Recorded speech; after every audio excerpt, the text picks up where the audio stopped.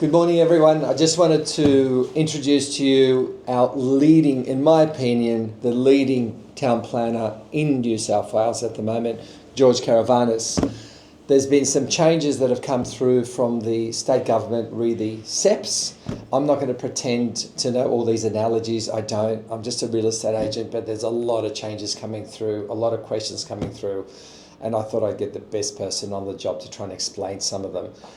As George was just saying a moment ago, there are some ambiguities and some questions still being raised, but it's official. It is indeed, yes.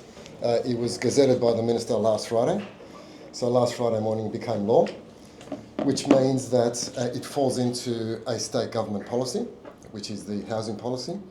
And that falls above the council's planning controls. Okay. So it sits over and above the council's planning controls. So council can veto, can't veto, we don't know yet. At this moment, there have been a number of other changes that have been introduced prior to this. For example, the affordable housing bonuses. Yes. And today wasn't going to be about affordable housing, but some of those bonuses are up to 20%? 30%. 30%. So okay. you get an extra story, let's say, on a 3-storey building. Yes. And generally speaking, nothing's as of right in New South Wales, but you've got a reasonable expectation of getting it. Because let's assume that additional story results in impacts, view loss, overshadowing, etc. And the council refuses it, well, the policy doesn't work then. Okay. So and the same equation probably works for the LMRs, the low to medium density. Let's keep talking English rather than abbreviations. Yes. Okay. It's interesting because our office just sold a site last week, and there was a makeup of different personalities of different homes. We had one client who's been trying to sell their house for 9 months now with another agent, good agent, but asking a price of $8 million. And highest offer, I think, was in his early 7s. Couldn't get a nibble at 8. That party just received $16 million. Admittedly with terms, long settlements and what have you, but double the amount. Another party in the group just finished building and spent $3 million on their development. So their question is, the premium that we're getting is going to be eaten up with stamp duty, agents' costs and changeovers, but they don't want a 5-6-storey building next to them. So winners and losers. Indeed. And again, depends where you are. The more affluent areas, the land values will dictate, I suppose, a greater demand and for those properties. Some of the less affluent areas, it may not stack up. So my understanding is, someone said 171 councils. I'm not going to quote because I don't know, but I'm just going to talk about the eastern suburbs. So my understanding is there is now a village designated in certain areas. Double Bay, Edgecliff, Rose Bay, that seems to be the big one, the biggest change in my opinion. And Bondi Junction. So, and what I've been told is you've got the village centre, the town centre, 400 metres. Correct. Your FSR effectively goes up to 2.2 to 1. Let me, if I can please. As Greeks, we always interrupt. There are 2 categories that this applies. This applies to all the residential zones. Okay. So you have R1, R2, R3 and R4 zones. Yes. R1 is a general zone, R2 is your low density zone, in other words your houses. R3 and R4 are your flats. Okay. So where it applies for the R2 zone, in other words where you can only do houses, if you're within 800 metres of one of those centres, yes, and there is a link on a map to find whether your house is in there or not, for a dual occupancy, you can get an FSR, a floor space ratio of 0.65 to 1, and you only need a minimum lot size of 450 square metres and a lot width of 12 metres. Okay. I'll go down fairly quickly because I don't want to bore everyone to death. More importantly, for residential flat buildings, so currently in an R2 zone, you can't put a block of flats on there, right? Under this policy, if you're within 800 metres of a particular centre, and you have a minimum lot size of 500 square metres, as most properties are. Minimum lot size of 500. Yes. Okay. And a minimum lot width of 12 metres. Now, most sites have got a lot width of 12.19 metres, as it were. So it qualifies for most sites. You can then put flats. You can put flats. And you can amalgamate houses. And you can amalgamate, but if you have one house at 550 square metres, where previously all you could get is a dual occupancy or a single house, add an FSR of 0.5 to 1, now you can get 3 flats, with an FSR of 0.8 to 1. Okay. Okay, so that's a monumental change Okay. for your small houses. Okay. Or your houses. So that's everyday mums and dads, Precisely, families. yeah. Okay, that's how it affects them. Okay. And how high can you go? 9.5 metres, which Okay. is 2 stories and an attic sort of style. Okay. So, you know, Okay. 2.5 stories. Okay. Okay. Your next category is your R3 and your R4 zones. I've got a developer ringing this morning. I've got a good site for you. I'm going to call you back. I won't be too long. There we go. Running hot. So the next category is your R3 and your R4 zones, which are your medium density zones. And most of those zones, depending on where you are in Woollahra, Waverley, Randwick, etc., have an FSR from 0.65 to 1 up to, let's say, 1 to 1, 1.5 to 1. That's generally the range that you get. Okay. If you're within 400 metres of a station or one of these centres, and I'll explain how that's worked out in a moment, you get a maximum FSR of 2.2 to 1, which is massive, and a maximum height of 6 stories or 22 metres. So irrespective of your zoning, if you're within 400 metres... You've got to be in a medium density zone, an R3 and an R4. Okay. So let's pick a site. Let's look at Guilford Avenue in Double Bay. Yes. Okay. Yes. Which is, as you walk past, you'll see only 3-storey buildings. It's got a 3-storey height limit, and it's got an FSR, I think, of 1 to 1. Automatically, as of last Friday, they get 6 stories and 2.2 to 1. Okay. Okay.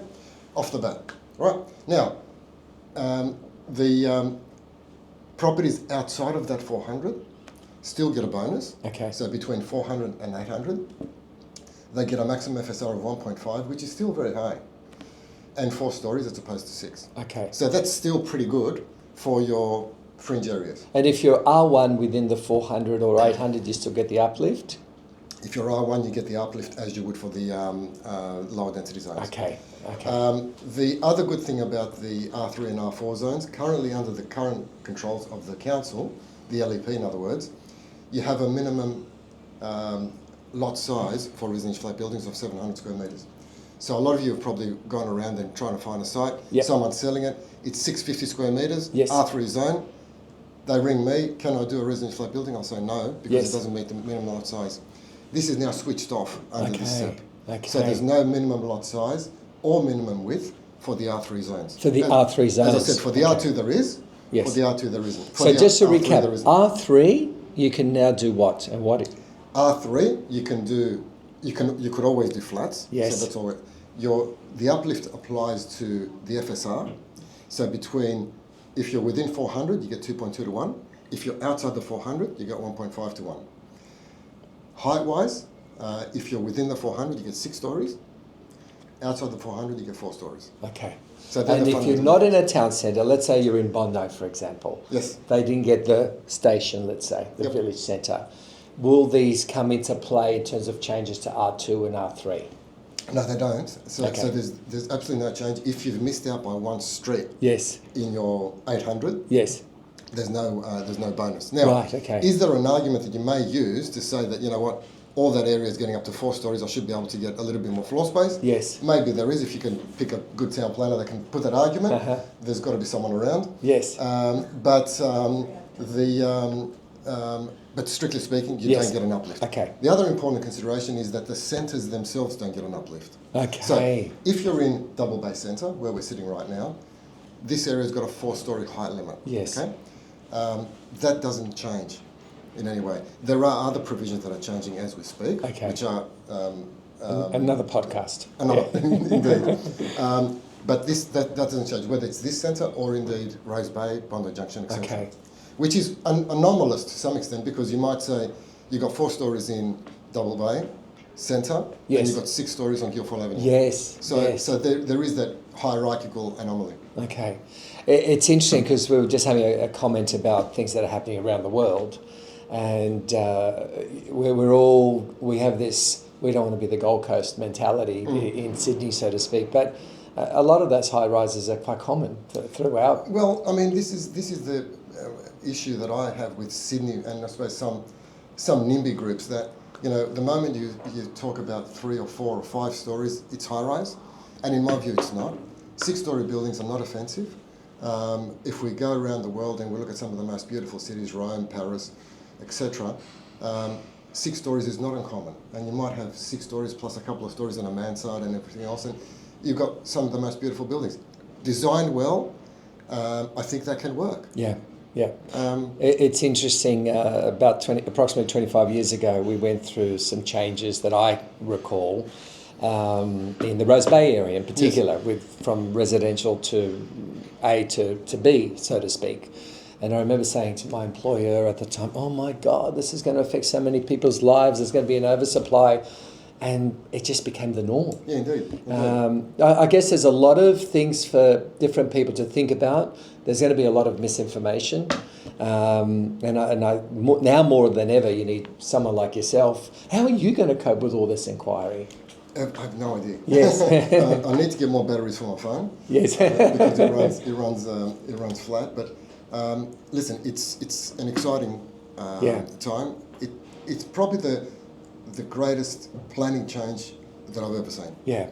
Particularly as you may affect these in suburbs. No matter how you vote, you've got to say the state government's been very, to quote a word, ballsy. Without a question. Yeah. And frankly, I didn't think that it would come to fruition for some of these areas, Rose Bay in particular. Yes. But it has, and as I said, it is a mechanism that the councils can't ignore. Yeah. They need to embrace. Yeah. The other couple of things, if we've got some time, so I can mention. Shop top? Shop top doesn't apply. Okay. Sorry, shop top. It does apply to shop top, but only in zones where shop top is permissible. Okay. So most of the residential zones do not allow shop top. Yes. But there are some residential zones that do. So if they had existing use on a shop top? There's no clarity on existing use rights. Okay. Because for existing use rights, it needs to have you still need to be in the R2 in the R1, R2, R3, R4 zones. Okay. So there is that anomaly there. But if you have a zone that allows shop top, yes, in the eastern suburbs you don't, yes, but in the city of Sydney you do, then you can have that uplift. Okay. With the example that I gave in Guildford Avenue, where you've got 3 stories at the moment as a height limit, and you can do 6. If you did affordable housing, you can get another 2 stories over and above that. Wow. So you can conceivably get 8 stories on some of these sites. If you were to go under because the SEP clearly states that you can get your additional 2 stories above the. Okay. It's interesting because I've also got clients reaching out. What do I do? What do you think? How do I move forward? Is my property worth gold? Is it real gold or is it fool's gold? Mm-hmm. And I think there's different ways from an agent to perceive this because yes, you've just had an uplift, but there's going to be a lot more supply in the marketplace. So you're going to be competing. There's only so many players from a development point of view. Funding's not cheap. Cost of building's going crazy. So although I'm excited for a lot of people, it may not be quite the goal that you may be thinking, so to speak. Depends on the carrots. Exactly. Yeah. Exactly. Well said. The other thing that it might be worth noting is that what areas it doesn't apply to. Yes. So it doesn't apply to areas of the A and EF contour of 20 plus. In other words, the under the flight path, which doesn't affect the eastern suburbs. It does affect the inner west. Okay. It doesn't apply to heritage items. It doesn't apply. It does not apply. So what does that mean? So if you have a heritage item, in other words, you've got a residential flat building currently, yes, which is listed as a heritage item, yes, you don't get the uplift. Okay. If, however, you're in a conservation area, yes, so let's look at Woollahra, Paddington. Yes. All of Woollahra, all of Paddington are in a conservation area. It does apply to those areas. Okay. Now that's again anomalous because I can't see how you would knock down 3 terraces, let's say, yes, in Paddington and put a block of flats. That won't happen, but legally it is allowed. Okay. It doesn't apply to flood area zones, blah, blah, blah. Now, I thought... It does apply to flood? It does not apply. Okay. Now, I thought straight away Double Bay. Yes. But there are provisions in the new SEP where it actually lists the areas that it doesn't apply, and they are... Double Bay is not in there. There's all the country areas rather than the... as to where it doesn't apply. Okay. So, fundamentally, let's look at eastern suburbs alone. It applies to most of the areas as long as you're within those criteria, 400, 800 metres from those centres. Yes. And you're not a heritage item. Okay. Okay. The other question is, how do they measure that distance? Yes. So they've got maps. There is a planning tool which is... Because I was actually out walking last night at 10:15 and with GPS we worked out one client was about 50 metres out. So is it a circle? Is it a dot? It's not as the crow flies, it's as you walk, right? Okay. But the question is, where is it from? Is it from the periphery of the centre as identified? Yes. Is it from the front door of the station or the supermarket? Okay. Now, I think it's from the periphery, looking at the way that the maps are mapped, and as I said, through that planning tool that identifies the sites. So if you look at, say, Bondi Junction, Yes. I was having a look at the map, weird shape. Yeah. Do you take it from here, the 400 metres, or from here, the 400 metres? So there is, let's call it a circle, let's say. Okay. So on one side of the circle, you can probably do a radius Okay. around, but that probably doesn't work that well because that's as the crow flies. It should be measured as a walking distance. Okay. Now, I don't know how accurate those maps are that have been published. Yes. There are still some maps to be published. So for the 800 metres, you can find that on online. Yes. What it doesn't differentiate is between the 400 and Yes. the 800. And we're having questions asked Yeah, already. Yeah. Yeah. And I don't know if anyone knows exactly how to do that. Okay. Whether that's going to be open to interpretation, I don't know. But I think they're questions obviously for the department that we're going to. Always interesting. We get changes and then we get the finer detail later. Yeah, indeed.